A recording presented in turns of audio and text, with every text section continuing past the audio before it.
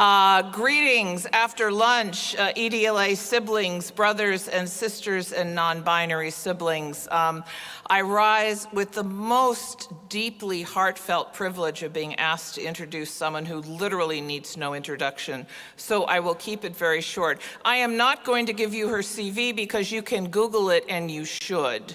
And I'm not going to tell you all the ways and places she has influenced my life, because then I'd be making it about me instead of you and about her. But I do want to say that today we have, as I sit, this is my first General Diocesan Convention was 1987. And some of you remember some of the stories about back then. My name on my name tag was Mrs. Anthony Russell, even though Mr. Anthony Russell's contribution to the diocese was to come on Christmas Eve and Easter Day. I was told by women clergy colleagues who will remain nameless but were Vicky Hatch, Lynn J., and Liz Habecker, that they really wanted me to get ordained, so I needed to lose the red blazer until I was ordained because it wasn't safe to wear it. So the fact that we are now a diocese which has devoted the time and energy we have in this convention to celebrate 50 years of having broken that stained glass ceiling, that we're a diocese where we had an entire female cohort celebrating a joyful Eucharist, where we're a diocese where we processed all of the women clergy together and joyfully took a photo, and there were more of y'all taking pictures of us than there were of us. We are here in this place, in this moment, because of the actions of powerful, creative, stained glass ceiling, patriarchy shattering women like Dr. Carter Heyward. So I give you Dr. Heyward.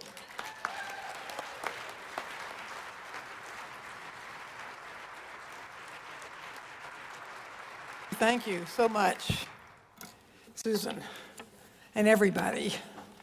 Bishop John, Sam, Kay, Norma, so many people I have met just today or talked with over the phone just this past week.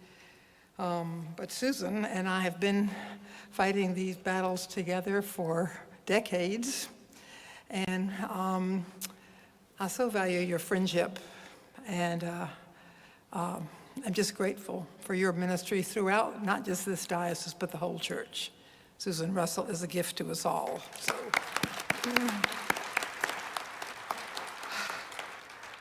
just want to mention one other person that was so important to me, and I know very important to this diocese also, is the late Harvey Guthrie. He lives in my heart and in my prayers. I was able to work with him for 30 some odd years at Episcopal Divinity School, where I was on the faculty, and he was the dean and the Old Testament professor. And I never would have been there unless Harvey and his colleagues had been advocating the hiring of a couple of the new women priests back in 1975. So he and that school stuck its neck out, and he and I became very dear friends, and Doris too, but I knew Harvey especially well. And the other person I'll mention that I know very well, that you do too, is Mary Glasspool. And she was a student of mine, an early student of mine, when I was first on the faculty at EDS, and she would not mind my telling you that she was so scared of me when she first got there that she always walked on the other side of the road. Whenever she would see me or my colleague Sue Hyatt, another of the Philadelphia 11, coming across campus, Mary would pass, give us a wide berth. So, but since then, she and I have become very dear friends to one another. So anyhow, I'm really glad to be in this diocese for this event, and I've so enjoyed it so far. And so, yeah. Okay, over the past year, people have asked me, how does seeing the film or thinking about all that has happened and not happened in the church and world make you feel? Honestly, I have many feelings. Watching the film, remembering my sister ordinands and the bishops who ordained us and so many others who have passed on. being several times in the presence of my sister ordinands over the past year, since the film came out in September of 22 or 23. I'm losing track of the years. Reflecting on those energizing and stressful times of 50 years ago, times that were so very hard in ways and so exhilarating in other ways, makes me feel both deeply grateful and very angry, terribly sad, but also quite accepting of what was, sometimes just plain bone-wearying, at other times, right now, firing me up and making me ready to go, to quote Barack Obama. I suppose it's like any intense, bittersweet relationship or event or process in our lives, too complicated to whittle down to one emotion or response. Over time, the Philadelphia ordination has moved me into new places of memory and of making connections between then and now. It's kind of like Kamala Harris said in the wake of her own campaign on Wednesday. When we fight, we win. But here's the thing, she said, here's the thing. Sometimes the fight takes a while. That doesn't mean we won't win. And so today, I want to try to make some connections between then and now. When I agreed a year ago to join you here today, I figured the timing, 4 days after the election, meant I couldn't prepare for this talk until after November the 5th. But about 10 days before the election, as I mulled over various thoughts and feelings stirring within and around me among people of faith and others, I imagined that the most important message I could bring would be basically the same, regardless of who had won the election. And here's what it is: a message of learning how to love our way through the hatred we have all witnessed and probably, if we're honest, experienced ourselves over the last few years, and especially the last several months. Now, I know we don't often talk about hating. It's not something good Christians do, hate. But I think you wouldn't have asked me to fly across this country to mince words, or to play nice with language, or to gloss over real life. Mulling over what to me were the grim results of the election early Wednesday morning, and thinking about my time with you here today, I realized I was right to be pondering the moral imperative of our learning how to love our way through the hatred we have experienced. Hatred toward us by many over time, and the hatred we ourselves have learned toward the haters. Hate begetting hate. I also realized that it would be and is essential that we first recognize where we actually are today in this historical moment. We American citizens in general, and we Christians in particular, and I'm speaking primarily in this moment of white American Christians, are reaping what we, through our European ancestors and our own, for the most part, unwitting participation, have sowed over 400 years. On the one hand, we have inherited an idealistic aspiration of a city on a hill, a place of refuge and eventual prosperity for some of us, some white European immigrants, America, the beautiful, we sing.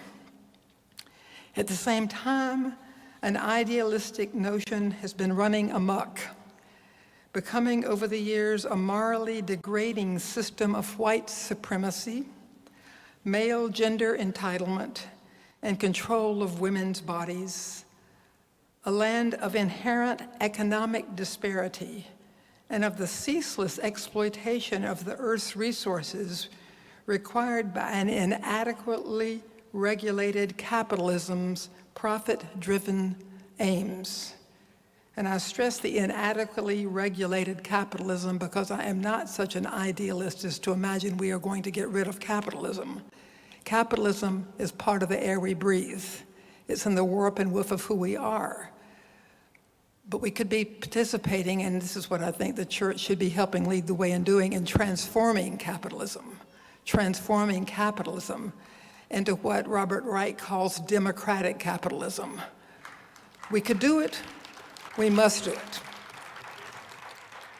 Now, this speech of mine that you're hearing right now has continued to be shaped almost up until this very moment. It's a work in progress, like our lives. So please pardon my shuffling of a few papers and notes as I go, because I had to,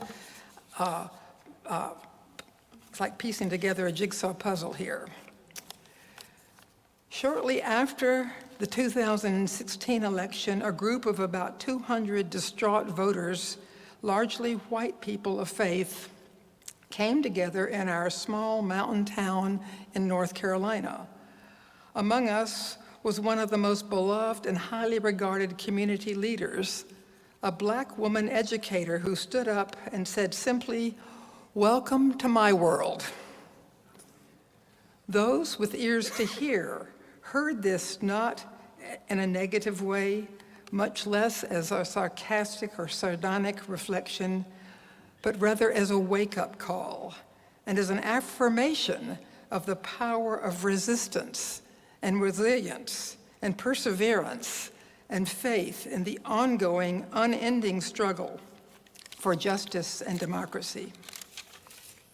So I invite us to imagine these same words today, if we can, out of the mouth of Kamala Harris. Welcome to my world. This kind of puts my own senses of sadness and anger and exhaustion in perspective. The American dream, idealized by Norman Rockwell and Jimmy Stewart, and expanded by Eleanor Roosevelt and Bessie Smith and John Lewis and Stephen Charleston and Cesar Chavez and Kwok Pui-lan and Andy Kim and Barbara Harris and so forth and so on, has given us and our ancestors a sense of pride and patriotism. But this same dream, when distorted and demeaned, has also produced the sense of entitlement, in Mr. Trump's words, to grab us by the pee. Not only women, but the nation itself, to do with as he pleases. And this man, who we have just elected President of the United States, pleases to do whatever he thinks the richest and most powerful men on this planet want him to do. This is not, dear friends, a partisan perception. This is a fact. The man is on the record. We can all find it. We have all borne witness. And so here we are today, waiting in his shadow, standing at the outset of a journey further into a treacherous land. Those of us who are well-fed and clothed, safely housed and educated both by schooling and life, wait together at the outset of a passage into an uncertain but probably very rough terrain. Those of us with some financial security and those of us who are not the usual targets of racial animus or religious bigotry or even gender hatred have not been here before, except to some degree in the first round of Mr. Trump's presidency, and for some of us in situations like the struggle for women's ordination in the Episcopal Church.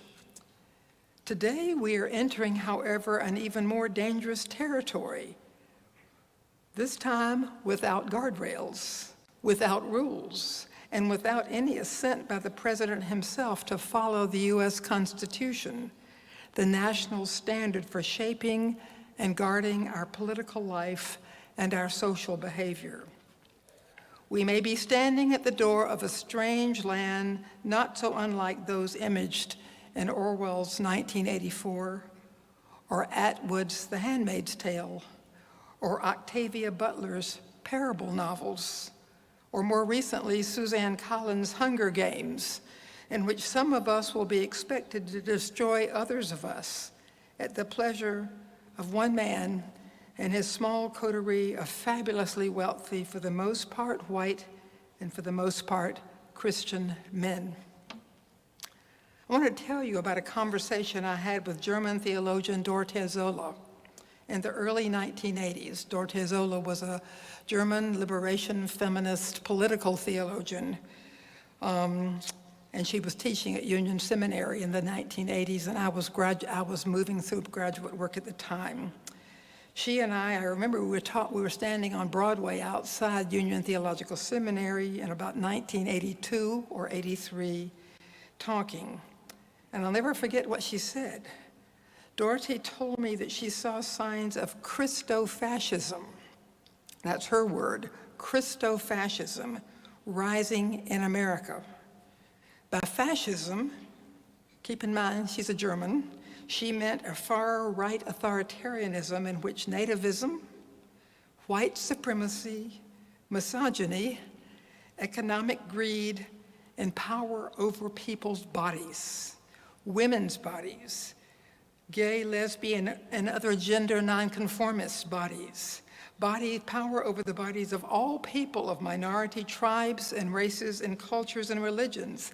Power over is normalized.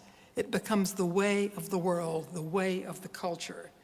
Fascism is the states grabbing for absolute power over women's bodies and over everyone's voices, movements, associations, religious beliefs, and practices. Fascism normalizes one leader's omnipotence, his lust for power over. And the thing is, Zola reflected back on her own teen years in Germany in the 1930s, people simply turned themselves over to the fascist, simply hand him the power to do as he pleases. In Jesus' words, they do not know what they are doing. They do not know what they are doing. Zola recognized fascist seeds being planted and grown in America in the 1980s. She called it Christofascism because by the early 1980s, evangelical Protestantism and socially conservative Catholicism in America were becoming useful pawns in the far-right's white Christian nationalist agenda to take over our nation, which they have just done, or so they think. It is the vocation of people of faith, that would be you and me, our vocation, Christians and others who love Jesus and justice, to prove these fascist wannabes wrong. Amen? Amen. One of my heroes, Rachel Maddow, reflected the day after the election on the critical importance of our readiness and willingness to immediately resist any and every fascist move that is likely to be made by the incoming administration. She noted that fascism grows stronger whenever it is not resisted by people speaking out, writing, marching, organizing to say no. No. In Kamala's words, we will not go back. Authoritarianism morphs into totalitarianism insofar as people try to get on with their lives and pretend nothing is happening. We just need to think about this and take this to heart. Fascism thrives amidst human indifference, people looking the other way, people pretending that we don't care, people trying not to be noticed, shrugging our shoulders, looking the other way, trying to stay safe ourselves. Furthermore, Rachel Maddow, who has studied American fascism's early stirrings in the 1930s and 40s, points out that the chief target of fascism, along with reshaping the government and joining up with big business, is to exert power over civil society, to exercise control over the associations and the organizations in which we come together, groups like our churches, groups like schools and theaters and entertainment, to keep all of us in line, to pacify us, to keep us quiet, to affirm our offerings of thoughts and prayers for all who will suffer at the hands of a hostile state, to keep our resistance locked into these thoughts and prayers. Fascism wants this, loves this business about praying and holding victims of school violence in our hearts and prayers. You know, we think it's all we can do, but we're wrong about that. We're wrong about that. My call to you, my call to you, my call to myself, my call to us all this afternoon is to stay alert and not let ourselves as church be lulled into any kind of quiet complicity by pretending that we are above politics or outside of it, or that being internal is more important, that we ought not to take sides. What self-delusion is this? What self-delusion? The moment we are silent in the face of cruelty and violence and injustice, we have taken sides, my friends. We are standing with the oppressors the minute we let them believe that we are indifferent, or that we will be quiet, or we will simply offer our thoughts and prayers to the victims. That is taking sides with the oppressors in every situation. Of course, we will be derided, as we already are, as woke. The instant we raise our voices on behalf of justice and compassion for anyone. But believe me, my friends, our confidence and our sanity will be secured by our participation in God's resistance to any hint of authoritarian abuse of power over God's people. The Spirit's irrepressible movement for justice, love among her people will give us our strength every day, our serenity, our courage, and our wisdom as both Americans and Christians will be secured and sharpened by our standing together, not letting ourselves be isolated from our communities of resistance, including, especially, our churches. Several weeks after the 2016 election, I was visiting with the Bishop of Western North Carolina, where I live, Jose McLaughlin. We had not met before. I asked him how he understood his vocation in that particular moment. This was like late November or early December 2016. My big question right now, he reflected, is what does it mean to be a religious leader in the age of Donald Trump? Ah, I said, that is my question too. I added that I would imagine it was a question shared by many religious leaders across the nation, and that was 8 years ago. Approaching the 2024 election, I thought of that exchange with Bishop Jose and of how roughly half of the voting public in the United States of America might, and indeed did, cast their vote this year for a man who publicly mocks and scorns his neighbors and who was threatened repeatedly to destroy our nation, this democracy, rather than lose an election or anything he believes is his for the taking. In the wake of the election and its outcome, many of us find ourselves wrestling then with two big questions. And let me say here in an audience of this size, as in most gatherings of Episcopalians, I assume that there may be people here in this room who voted for and have some confidence in Mr. Trump as someone who will make a good president. While I don't pretend to understand your reasons, I trust that you have them. And as you'll hear in the rest of my presentation, I respect you as my sibling who is struggling, as we all are, to do the right thing, and who, like me, is trying to figure out how to proceed in the company of those with whom we disagree. It's not easy for any of us on any side. As a matter of fact, I was supposed to speak last month at a church in Tennessee in which one of the parish leaders, having read my most recent book on white Christian nationalism, said she found my book to be full of hate. She found me to be a hateful person, and she did not want me to come anywhere near her parish. Largely on the basis of her strong opposition, as well as the timing, it was only going to be a month before the election, we canceled my visit, and we are rescheduling it for the spring. I've asked the pastor and the organizer of this event if this woman who finds my book and me so offensive might be willing to join me in some conversation before and during the event itself. One of my theological colleagues, the late great Nell Morton, who taught for decades at Drew University School of Theology, coined a phrase that caught on among feminist Christians in the late 20th century. We need to hear each other to speech. That's what Nell Morton said. Hear one another to speech. Your willingness to hear me empowers me to speak to you. My willingness to hear you empowers you to speak. In such radical mutuality, each of us can draw the other out into fuller view and become more fully human. The two of us, or three of us, or 10 of us, or whatever together, and that is how God works among us. That is what mutuality is. We are calling one another to speech. We are hearing one another to speech.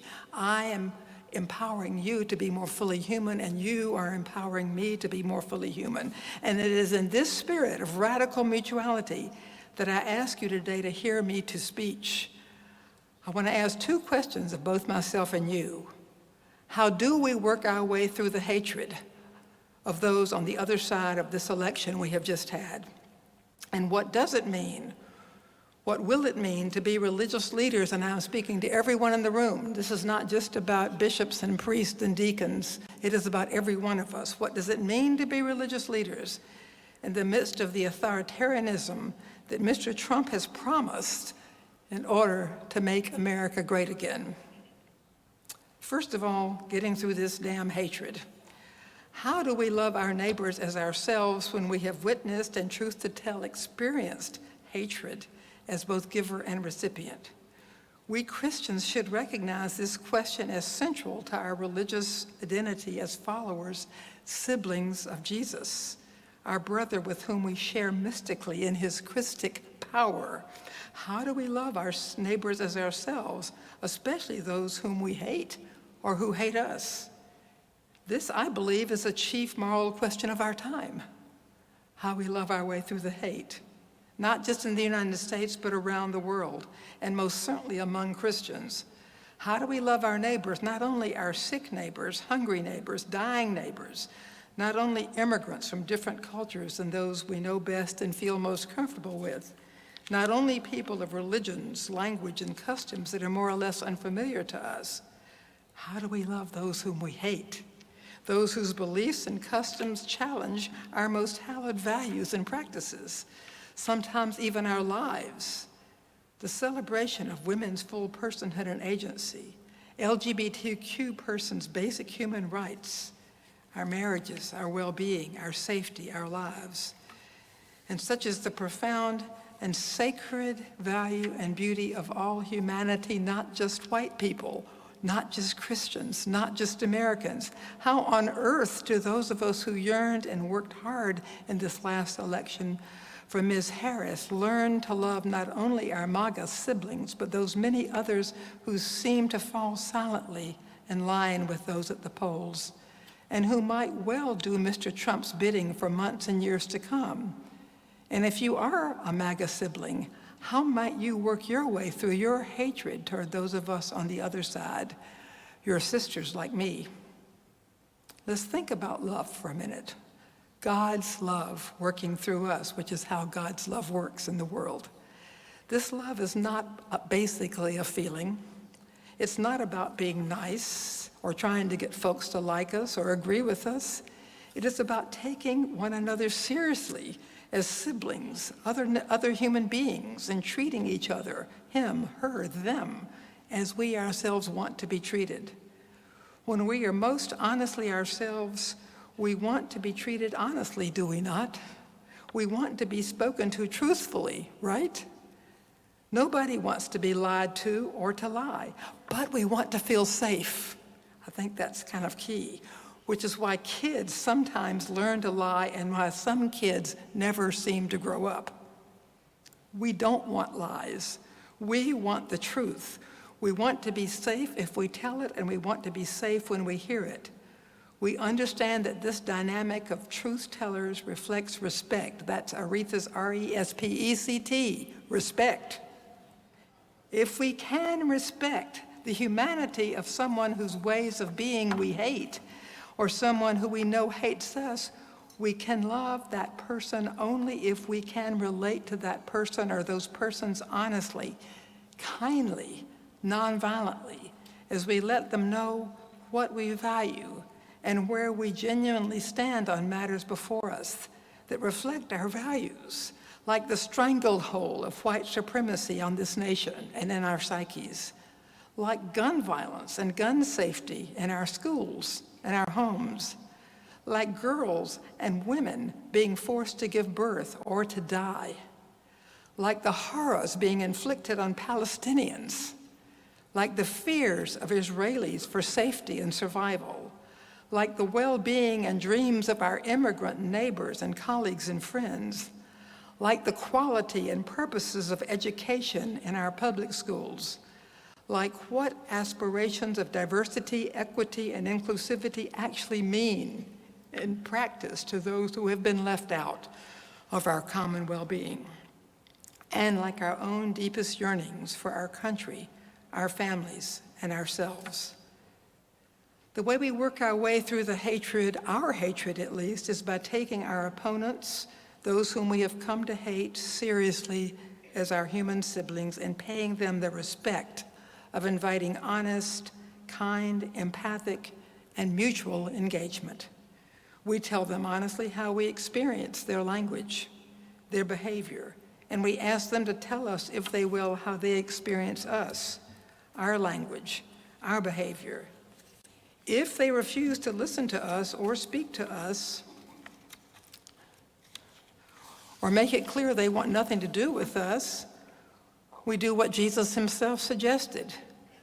We walk away, shaking the dust from our feet, which means we don't beat up on ourselves or them for having failed to connect. We get on with our lives. We go our own way, doing our best. And in so doing, we simply let be those who neither like nor trust us, nor have any interest in connecting with us. In the spirit of Kamala Harris's concession speech, as well as the Philadelphia ordination, sometimes it takes a while, longer than we might wish. Dorothea Zola would cite this as an example of what she called revolutionary patience, being patient with ourselves, with others, and with God. That is, I believe, one way of loving our way through the hate, our own and that of others. And we need to remember that it doesn't always work out. We also need to remember not to put ourselves or others in harm's way if we can help it.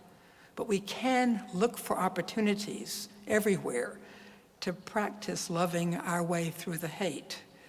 And by the way, I believe that one of the ways we can love our way through the hate is by leaving open in our hearts and in our minds and in our communities space at the table for those who may return someday. People who may not want to be here right now, who may find all of us anathema, but know that they are welcome. They are not being kept out. They are choosing not to be here. Another way we learn to love those whom we have come to hate is by finding bridge people who can help us relate to each other when the gulf between us is just too daunting.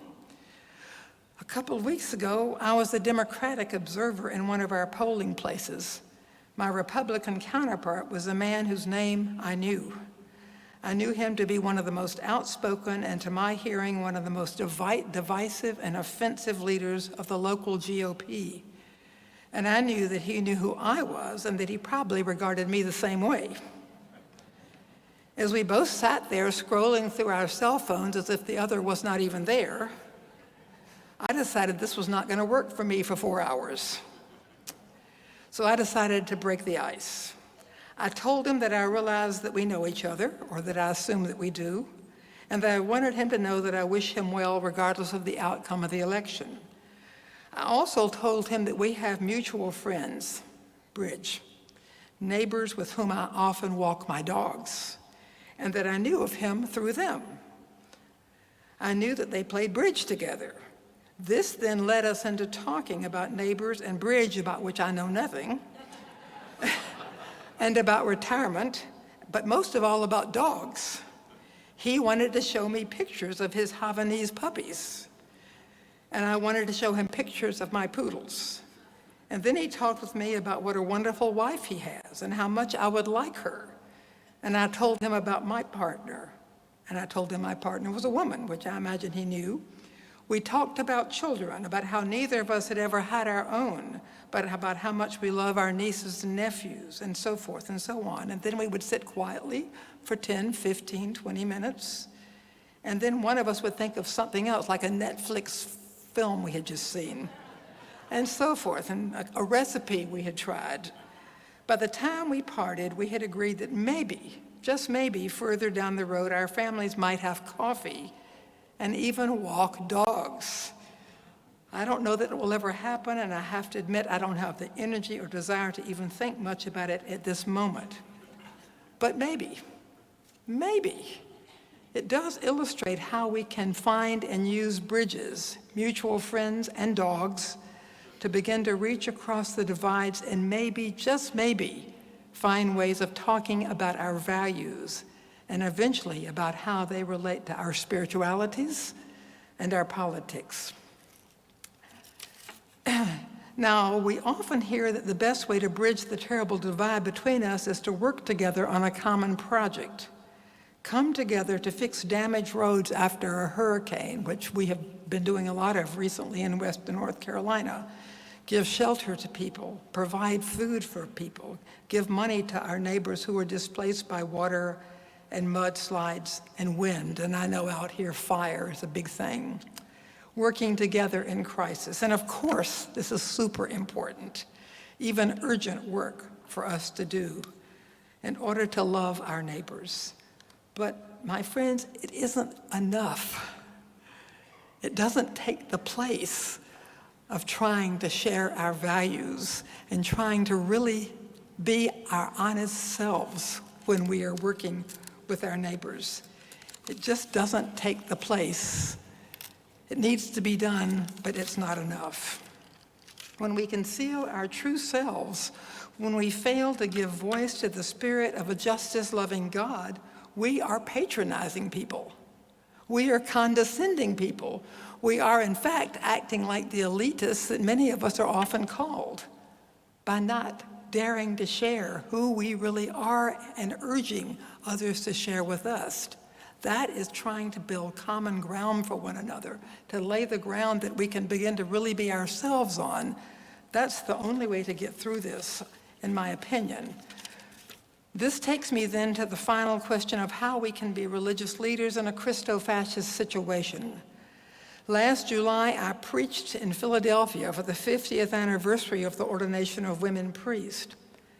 In that sermon, I said, I hope that the legacy of the Philadelphia ordination will be this: God is calling us, the church, the Jesus people, to be resilient, irrepressible movements in pastoral care, common prayer, and the cultivation of courage to work for justice, love, always and forever. It's really like a three-part center of who we are: pastoral care, common prayer, courage to work for justice, love.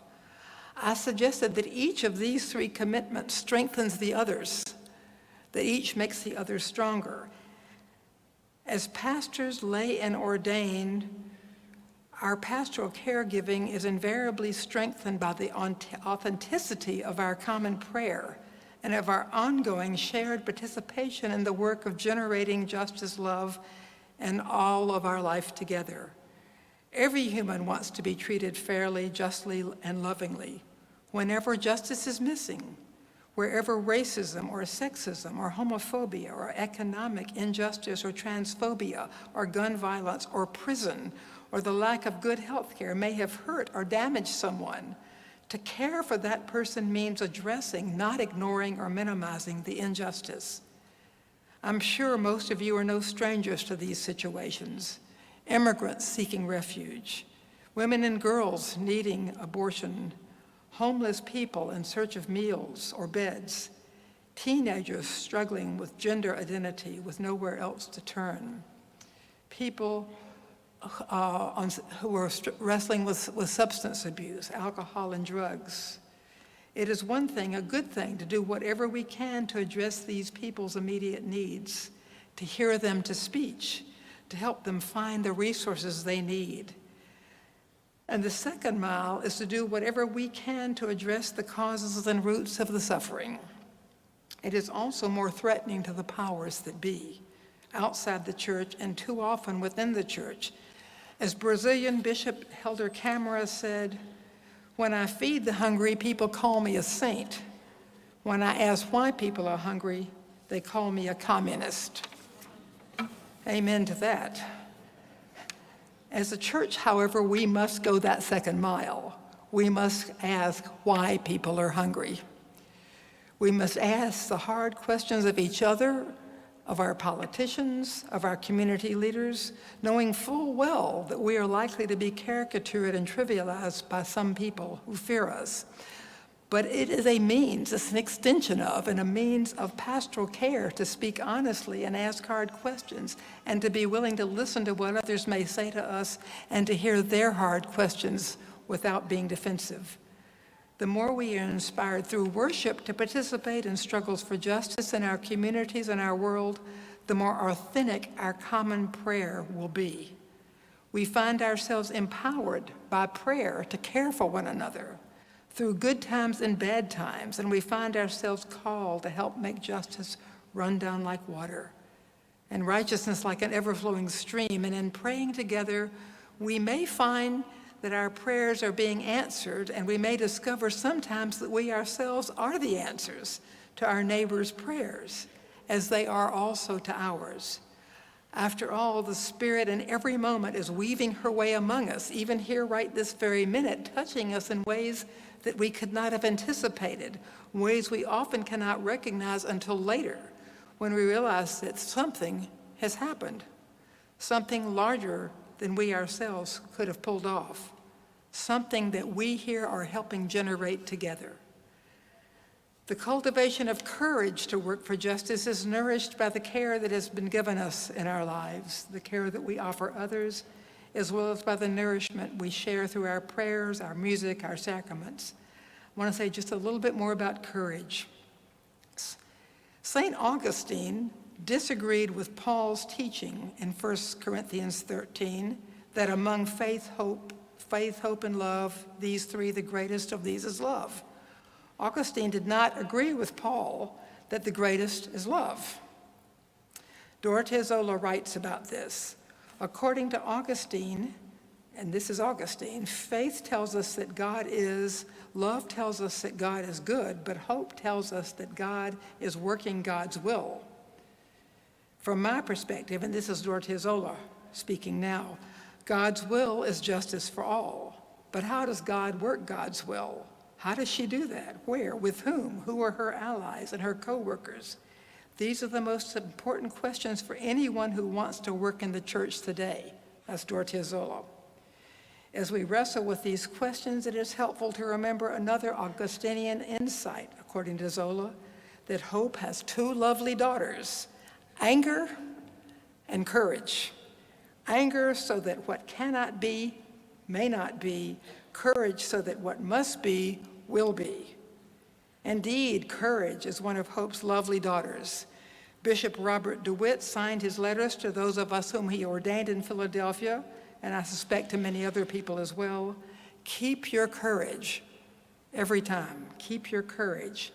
Bob DeWitt made clear in his pastoral care of us that we would need to keep our courage in order to be faithful priests, as well as confident, hopeful people. And hope's other lovely daughter, according to Augustine, is anger. What on earth could he have meant by this?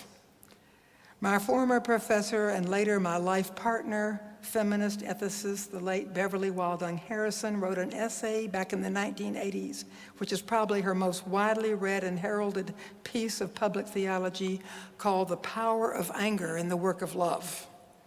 And I'm quoting now from Beverly Harrison's Power of Anger in the Work of Love. It is my thesis that we Christians have come very close to killing love precisely because we have understood anger to be a deadly sin. Anger is not the opposite of love. It is better understood as a feeling signal that all is not well in our relation to other persons or groups or the world around us.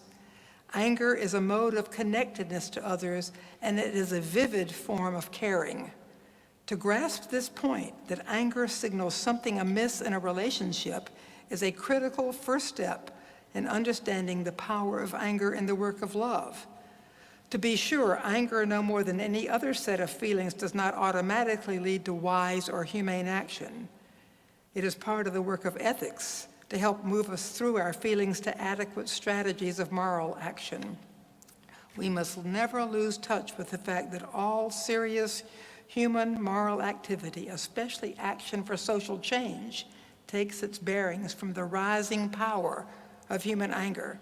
Such anger is a signal that change is called for and that transformation in relation is required and possible. It's the end of the quote. So in addition to courage, this is Carter speaking now, I'm suggesting in the spirit of Saints Augustine and Beverly Harrison that we cultivate the power of anger in the work of love, that we cultivate courage as basic to religious leadership, and that as religious leaders in a christofascist situation, we learn to gratefully accept anger as a gift rather than as a sin or a threat. Hope's two lovely daughters, courage and anger. There's something spiritually wrong with us, my friends, something morally skewed if we are not angry about all the lies being told about immigrants eating pets and abortion not being health care for women, life or death care for women and girls. There's something the matter with us if we are not angry that people are hungry and living in cardboard boxes while a tiny number of our billionaire siblings are fretting about having to pay more taxes. What is the matter with us if we are not angry about this?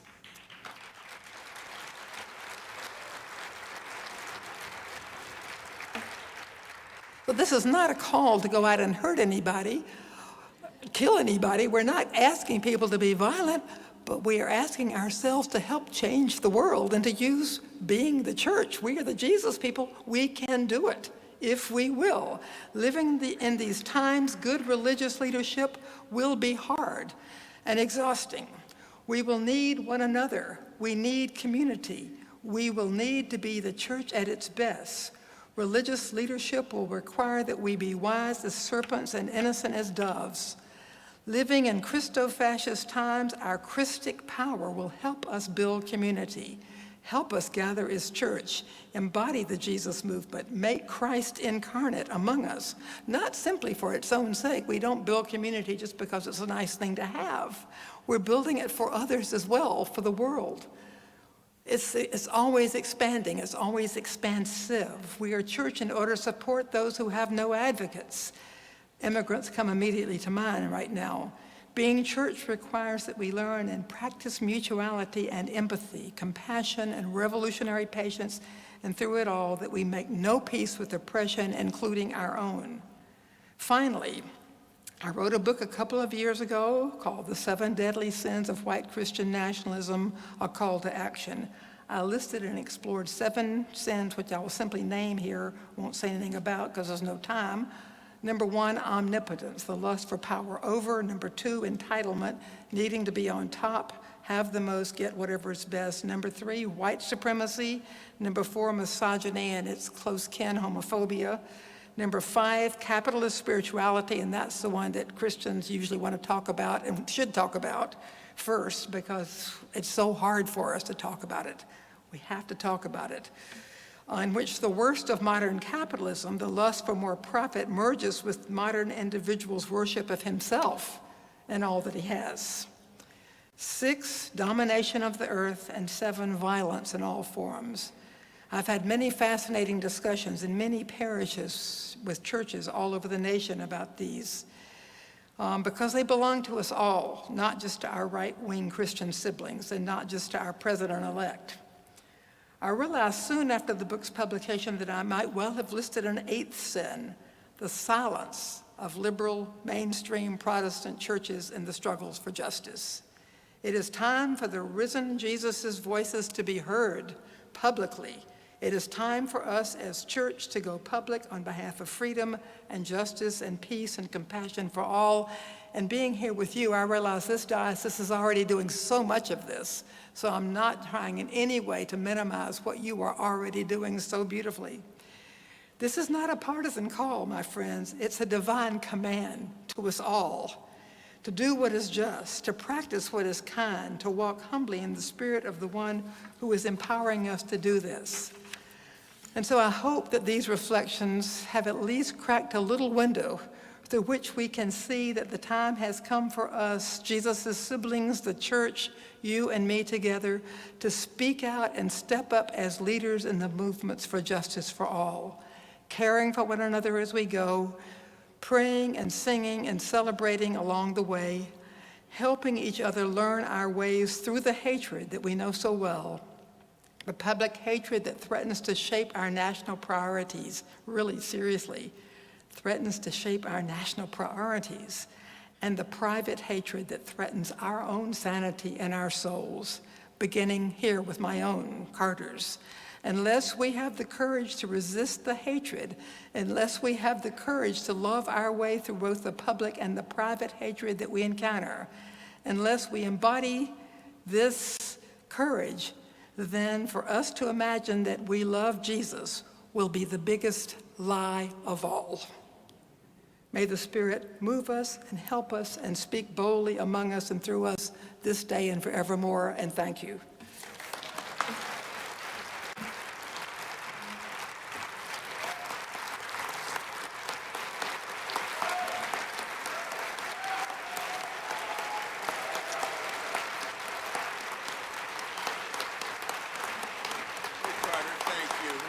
Thank you for making the trip. Thank you, thank you, thank you. God bless you. Oh my goodness. And yet,